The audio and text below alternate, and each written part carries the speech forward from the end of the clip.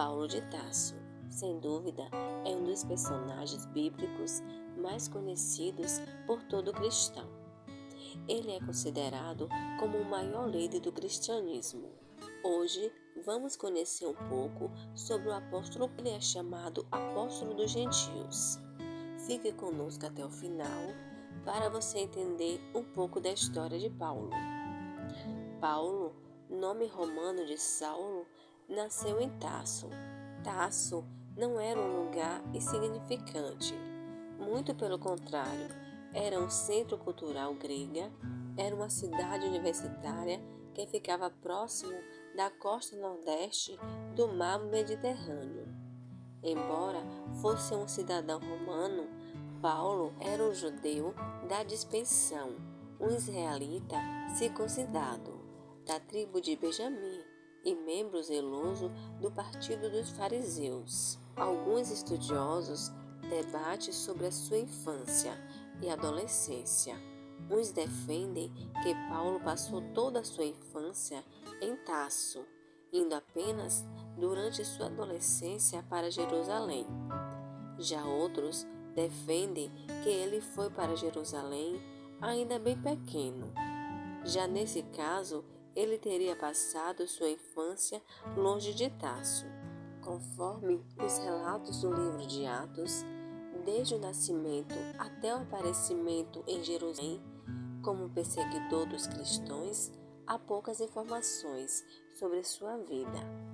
Embora não sabemos ao certo com quantos anos ele saiu de Tarso, sabe-se com certeza que ele foi educado em Jerusalém, sob ensino do renomeado doutor da lei Gamaliel. Paulo, ele conhecia profundamente a cultura grega. Ele também falava o aramaico, era herdeiro da tradição do farisaísmo estrito, observador da lei e mais avançado no judaísmo do que seus contemporâneos. Considerando tudo, podemos afirmar que sua família possuía alguns recursos e desfrutava da posição proeminente na sociedade.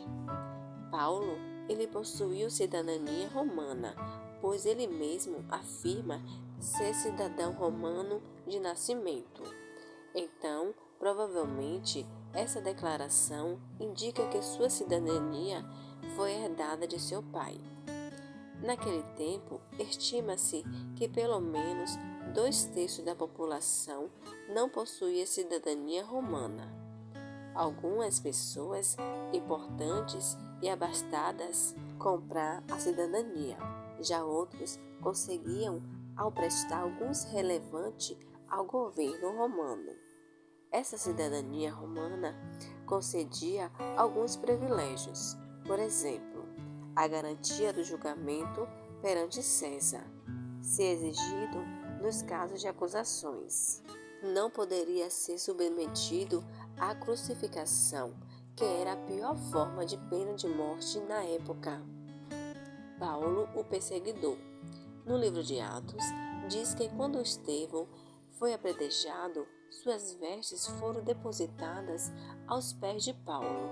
Após o ocorrido, Paulo assumiu uma posição importante na perseguição ao cristão. Ele recebeu total autoridade oficial para liderar as perseguições. Além disso, na qualidade de membro do concílio do Sinédrio, ele dava o seu voto a favor da morte dos cristãos. Ele afirma que respirava ameaça e morte contra os discípulos do Senhor. Além de declarar a perseguição em Jerusalém, ele ainda solicitou cartas aos sumos sacerdotes para a sinagoga em Damasco. Seu maior objetivo era levar presos qualquer um que fosse seguidor de Jesus. Ele perseguia e assolava a Igreja de Deus. Sua conversão. As narrativas no livro de Atos e as próprias notas de Paulo em suas epístolas sugerem uma súbita conversão. Entretanto, alguns intérpretes defendem que algumas experiências durante sua vida devem tê-lo preparado previamente para aquele momento. A sua experiência do que aconteceu com Estevão e a sua campanha de casa em casa para perseguir os cristãos pode ser exemplo disto. O que realmente se sabe é que Paulo partiu muito furioso em direção a Damasco com o intuito de destruir a comunidade cristã daquela cidade. Mas algo inesperado aconteceu durante o trajeto até Damasco. Algo que causou uma mudança radical, não só na vida de Paulo, mas no curso da sua história. Lucas, ao escrever Atos dos Apóstolos, ele interpreta a conversão de Paulo como um ato miraculoso, um momento em que um inimigo declarado de Jesus transformou-se em seu apóstolo. Os homens que estavam com Paulo ouviram a voz, mas não conseguiram compreender as palavras.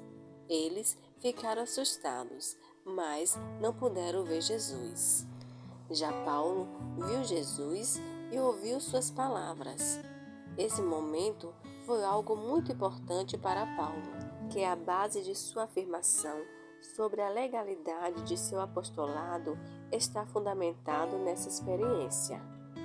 Essa experiência transformou Paulo profundamente, como é possível notar em alguns aspectos que irei citar agora. Ele respondeu ao chamado de Jesus.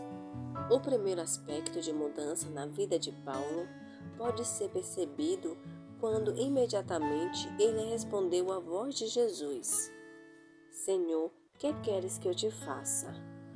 A sua pergunta marcou o começo de seu novo relacionamento com Cristo, de perseguidor a pregador do Evangelho.